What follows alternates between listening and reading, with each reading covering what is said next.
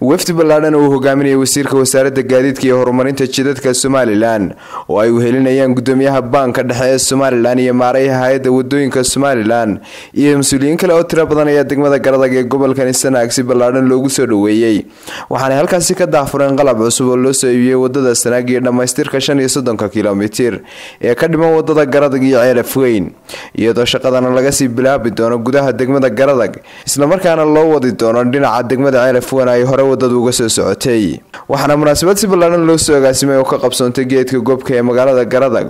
ugu horeyn balkaasi hadal ka soo jeediyay waayeelka iyo waxgaradka degmada Garadag kuwaas oo wasaaradda horumarinta jidadka Somaliland iyo hay'adda horumarinta wadooyinka ku amaanay dadaalka ay ugu jiraan dhamaystirka wadada isku xidha gobolada Sanaag iyo Togdheer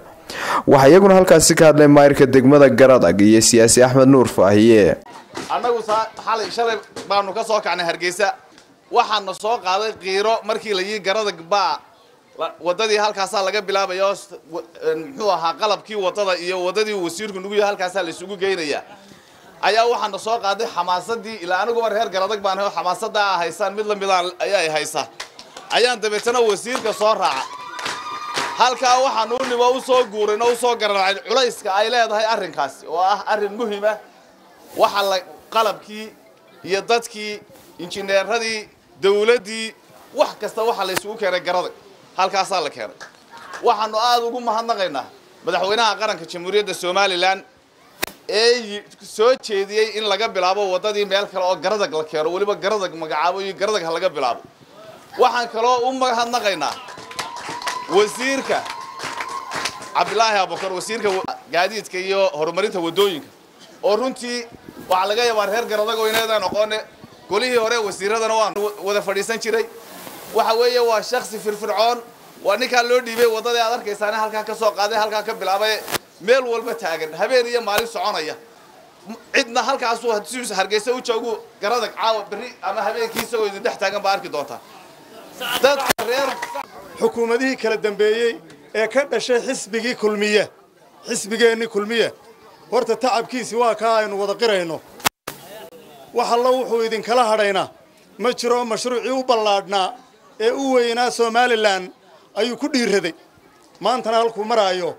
waa arkaysaan waa saasoo lagu sii xajiyo lagala hadhi maayo waxa maanta u idman oo maanta madaxweynuhu u idmaday rag muwaadiniina oo wasiirku kow ka yahay oo maareeyihii garab fadhiyo oo maareeye ku-xigeenkii garab fadhiyo oo injineeradii ay garab socdaan oo maanta ay ka go'an tahay in ay dhamaystiraan hawsha halka taala waxa iyaguna ka hadlay qaar ka mid ah injineerada iyo hawlwadeennada wadada Sanaag iyo Togdheer inaynu daafuranayno oo bilaabayno wadadii Garadag wadadani waxaan aad iyo aad ugu mahadcelinayaa wasiirka iyo maareeyaha markii hore waxa noo shaqayn jiray baabuur bareefada hadda ka socotay qaybta bariga iyo qaybta galbeedka bareefad baa waday maanta bareefadkii waa laga maarmay labadii dhinacba dawladii baa wadata waxaan leeyahay daawanayo wadalkaagii oo dawladu cadhishay halkan waxa fadhiya shaqaalihii waa maxaan idhaahdaa waa kuwana mujaahidiina kuwan haddii mujaahidiin tiraan kuwana mujaahidiina ama waaba daraawiish weeye waa nimankii 4 sannadood ayay u soo jiifeen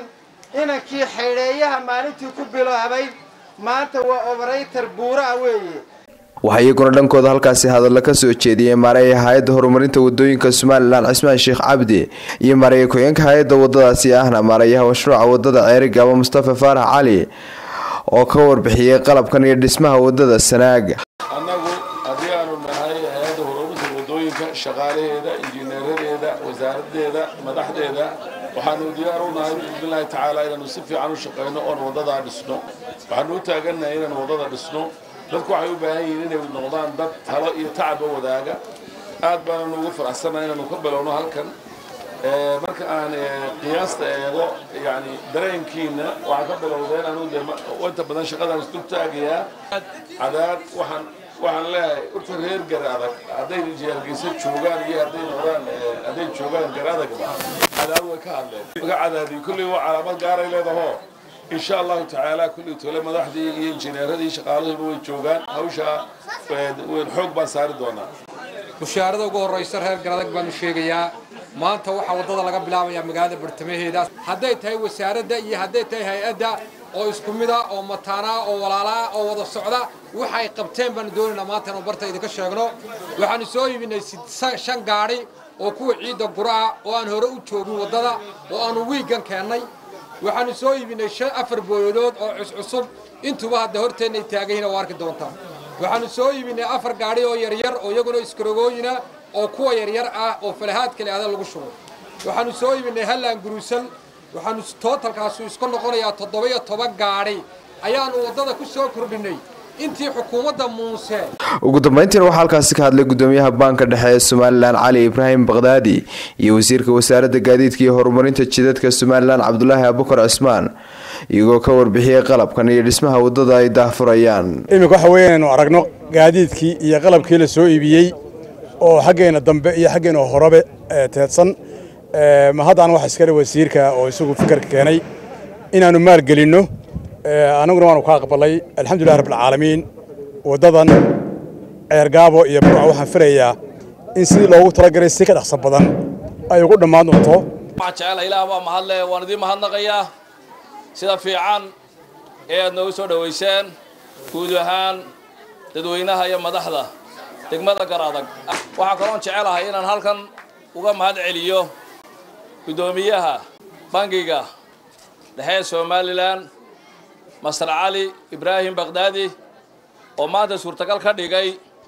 inay hay'adda wadooyinku isku filaato xaq qalab iyo xaq aqooneedba maanta gaadiidka halka jooga dhammaantii waxa iska leh dadweynaha Soomaaliland oo id ka mid tihiin haddaan tihiin dadweynaha Garadag waxaana suurtageliyay marka Ilaahay laga reebo gudoomiyaha bangiga dhexe Soomaaliland Masar Cali Baghdadi waxaan kaloo jecelahay halkan inaan uga mahadnaqo laba nin oo ganacsada ah waa nin ganacsado reer Ceerigaaba iyo nin ganacsado ah oo reer Togdheera amba reer Burco ah ninka la yiraahdo Cabdiqani Caawil Xuseen iyo ninka kale la yiraahdo Calan le magaciisa saddexan ma hayo reer Ceerigaaba labada Yunus Sheekh Ahmed Universal TV wararka gobolka Sanaag